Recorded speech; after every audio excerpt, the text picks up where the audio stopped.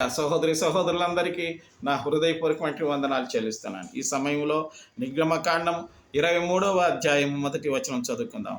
లేని వార్తను పుట్టింపకూడదు, అన్యాయపు సాక్ష్యమును పలుకుటకై దుష్టులతో నీవు కలియకూడదు. దుష్కారము జరిగించుటకై సమూహమును వెంబడించవద్దు.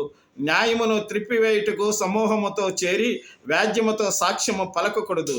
వ్యాజ్యమాడువాడు భేదవాడైనను అని ఎడల పక్షపాతము ఉండకూడదని వ్రాయబడి ఉంది. You shall not spread A falls report. You shall not join hands with the wicked man to be A malicious witness.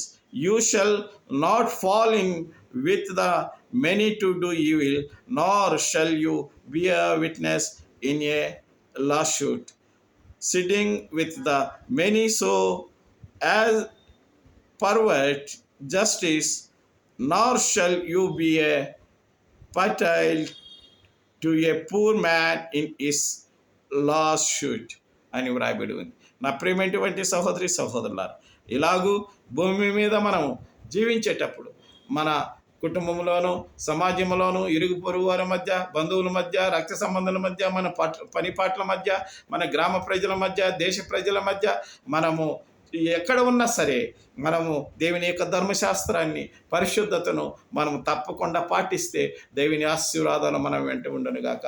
ఆమేన్. మా పరలోకమందున్న మా తండ్రి, అవును స్వామి, ఈ భూమి మీద స్వామి, మేము ఒకరినొకరము ప్రేమించుకుంటూ ఒకరినొకరము అన్యోన్యతగా స్వామి మా ప్రభువ, నాయనా మా స్వామి మా ప్రభువ, కపటం లేనటువంటి వారంగా స్వామి ప్రభువ, దయా మమ్మల్ని దీవించి మాకు మంచి బుద్ధి జ్ఞానము అనుగ్రహించి భూలోకములో మమ్మల్ని కాపాడుతున్నందుకు నీకు వందనాలు చెల్లిస్తూ, మా దేశ ప్రధానులను పెద్దలను అందరినీ దీవించండి, మంచి జ్ఞానం అనుగ్రహించమని కూడా ప్రార్థన చేస్తూ స్వామి, అయా దేశంలో ఉన్నటువంటి ప్రతి బిడ్డలందరూ ప్రభువ, కలవరింపులతో ఉన్నటువంటి ప్రతి బాధితులందరినీ ప్రభువ విడుదల చేసి యేసుక్రీస్తు నామమున ప్రభువ నీవు మహిమ పొందుతున్నందుకు వందనాలు చెల్లిస్తూ యేసు నామమున ప్రార్థిస్తున్నాము తండ్రి.